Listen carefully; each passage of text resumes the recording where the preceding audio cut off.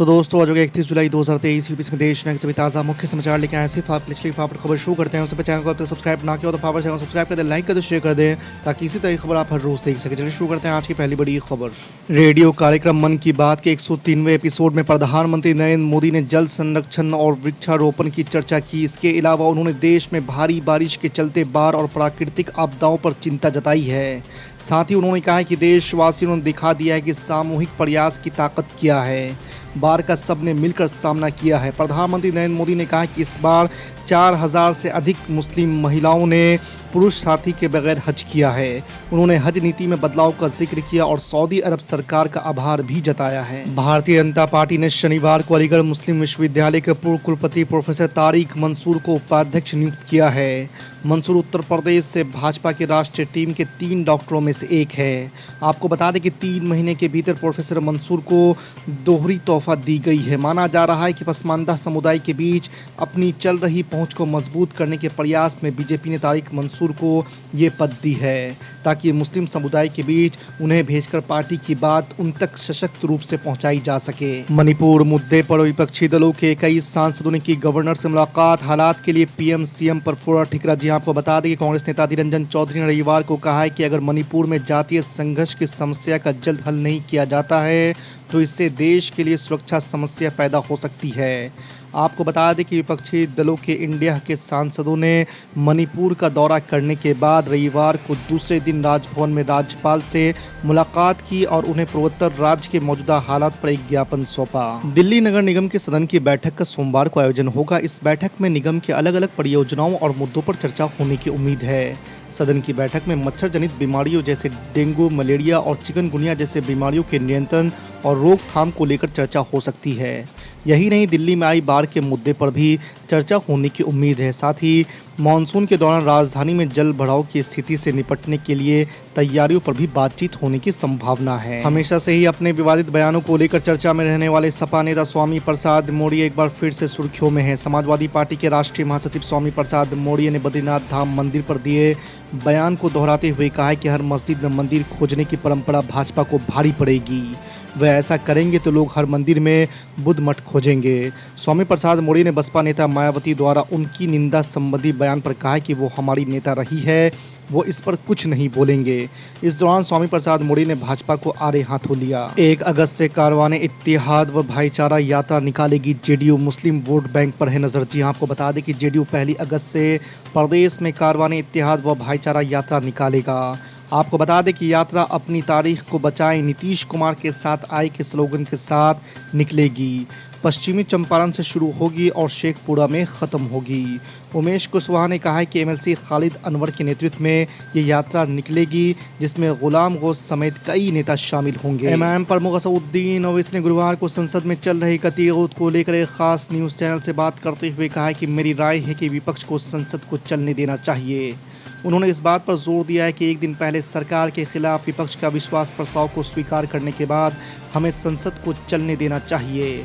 आपको बता दें कि उनकी यह टिप्पणी मणिपुर में 3 महीने से चली आ रही हिंसा को लेकर सरकार और विपक्ष के बीच गतिरोध के कारण दोनों सदनों की कार्रवाई स्थगित होने के बीच आई है। गैंगस्टर मामले में सजा याफ्ता पूर्व सांसद अफजाल अंसारी गुरुवार को जमानत पर जेल से रिहा हो गए हैं। हाई कोर्ट से रिहाई का परवाना दोपहर में गाजीपुर जेल प्रशासन के पास पहुंच गया था। जेल से निकलते समय अफजाल के चेहरे पर मुस्कुराहट थी। आपको बता दें कि एमपी एमएलए कोर्ट ने गैंगस्टर मामले में अफजाल अंसारी को 4 साल की सजा सुनाई थी। कांग्रेस नेता राहुल गांधी ने मणिपुर में जारी हिंसा को लेकर गुरुवार को प्रधानमंत्री नरेंद्र मोदी पर तीखा हमला बोला है। उन्होंने आरोप लगाया कि भाजपा नेता जानते हैं कि उनकी विचारधारा ने पूर्वोत्तर राज्य में आग लगा दी है। कांग्रेस द्वारा साझा किए गए एक वीडियो संदेश में राहुल गांधी ने कहा है कि मोदी कुछ चुनिंदा लोगों के प्रधानमंत्री हैं और उन्हें मणिपुर की महिलाओं की पीड़ा का कोई भी परवाह नहीं है। राहुल गांधी ने कहा कि आप सभी ने देखा है कि मणिपुर में क्या हो रहा है। आपने सोचा होगा कि जब कोई राज्य जल रहा है तो देश का प्रधानमंत्री कुछ बोलेगा। सुप्रीम कोर्ट ने ईडी के प्रमुख संजय कुमार मिश्रा का कार्यकाल 15 अक्टूबर तक बढ़ाने का अनुरोध पर गुरुवार को केंद्र सरकार को फटकार लगाई और सवाल किया है कि निवर्तमान प्रमुख के अलावा क्या पूरा विभाग अयोग्य लोगों से भरा पड़ा है। इस टिप्पणी के बाद सुप्रीम कोर्ट ने ईडी प्रमुख मिश्रा का कार्यकाल 15 सितंबर तक बढ़ाते हुए स्पष्ट किया है कि इसके बाद कार्यकाल विस्तार प्रदान नहीं किया जाएगा। रक्षा मंत्री राजनाथ सिंह ने बुधवार को पाकिस्तान को चेतावनी देते हुए कहा था कि देश के सम्मान और प्रतिष्ठा को बनाए रखने के लिए भारतीय सैनिक नियंत्रण रेखा पार करने के लिए तैयार है। रक्षा मंत्री के इस बयान पर पाकिस्तान तिलमिला उठा है। उसने कहा है कि ऐसी बयानबाजी दोनों देशों के बीच शांति समझौते के लिए खतरा है। कांग्रेस नेता राहुल गांधी अपनी बहुचर्चित भारत जोड़ो यात्रा फिर से निकालने जा रहे हैं। इसकी शुरुआत गुजरात के पोरबंदर से हो सकती है, जबकि यह त्रिपुरा के अगरतला तक चलेगी। इस यात्रा का अहम हिस्सा उत्तर प्रदेश में भी बीतेगा। आपको बता दें कि आगामी लोकसभा चुनाव के मद्देनजर यूपी को कवर करने के लिए खास रणनीति बनाई गई है। इस दौरान राहुल गांधी के साथ अखिलेश यादव और जयंत चौधरी भी नजर आ सकते हैं। वाराणसी में काशी विश्वनाथ मंदिर से सटी ज्ञानवापी के एएसआई सर्वे के खिलाफ दाखिल याचिका पर हाई कोर्ट में सुनवाई पूरी हो गई है। कोर्ट ने फैसला सुरक्षित कर लिया है। फैसला 3 अगस्त को सुनाया जाएगा। तब तक सर्वेक्षण पर भी रोक बरकरार रहेगी। आपको बता दें कि सुप्रीम कोर्ट के आदेश पर इलाहाबाद हाई कोर्ट के मुख्य न्यायाधीश ने लगातार दूसरे दिन मामले पर सुनवाई की। इस मौके पर हिंदू और मुस्लिम पक्ष के वकीलों के साथ ही वाद दाखिल करने वाली महिलाओं के वकील भी मौजूद रहे। कटिहार में बिजली की समस्याओं को लेकर प्रदर्शनकारियों पर पुलिस द्वारा की गई फायरिंग में 2 लोगों की मौत के बाद सियासी गलियारों में काफी हलचल मच गई है। नीतीश सरकार पर विपक्ष लगातार हमला बोल रहा है। इस बीच एमआईएम प्रमुख असदुद्दीन ओवैसी ने भी सूबे के मुख्यमंत्री नीतीश कुमार और डिप्टी सीएम तेजस्वी यादव पर जमकर निशाना साधा है।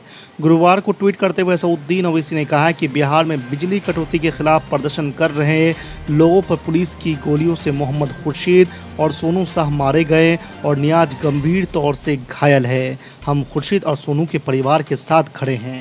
प्रधानमंत्री नरेंद्र मोदी ने बुधवार को एक कार्यक्रम में कहा कि भारत उनके तीसरे कार्यकाल में दुनिया की 3 सबसे बड़ी अर्थव्यवस्थाओं में शामिल होगा। उन्होंने कहा है कि देश की विकास यात्रा रुकने वाली नहीं है। पीएम मोदी ने कहा कि ट्रैक रिकॉर्ड के आधार पर हमारी सरकार के तीसरे कार्यकाल में भारत दुनिया की तीसरी सबसे बड़ी अर्थव्यवस्था बन जाएगा।